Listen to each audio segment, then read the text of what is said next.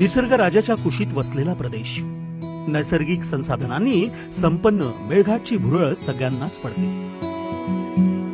या प्रदेशाचं महत्व अधिक वाढवतो तो मेळघाट व्याघ्र प्रकल्प. मेळघाट व्याघ्र प्रकल्प हा भारतातील प्रथम 9 घोषित व्याघ्र प्रकल्पांपैकी एक. एवढंच नव्हे तर महाराष्ट्रातील सर्वात मोठा व पहिला व्याघ्र प्रकल्प. वाघांचे संरक्षण संवर्धन करण्याचं उद्दिष्ट व्याघ्र प्रकल्पातून साधलं जात आहे. याबरोबर येथील जैवविविधता, वैशिष्ट्यपूर्ण वृक्ष, अनेक प्रकारचे पक्षी आकर्षणाचं केंद्र आहे. पर्यटन दृष्ट्या अधिकाधिक विकास व्हावा यासाठी वनमंत्री माननीय नामदार सुधीर मुनगंटीवार हे अधिक प्रयत्नशील आहेत. मागील 5 वर्षात भारतीय आणि विदेशी पर्यटकांची वाढती संख्या मेळघाट व्याघ्र प्रकल्पासाठी सकारात्मक आणि उत्साहवर्धक ठरते. इथं आढळणारे विविध पक्षी पर्यटकांसाठी आकर्षण ठरले आहे.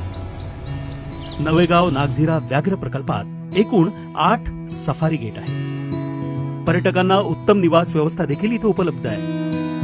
नागपूर विमानतळापासून 250 किलोमीटर तर अमरावती रेल्वे स्थानकापासून 100 किलोमीटर अंतरावर असलेलं मेळघाट रस्ते वाहतुकीने मुख्य शहरांशी परतवाडा व शहानूर मार्ग जोडला गेलेला आहे.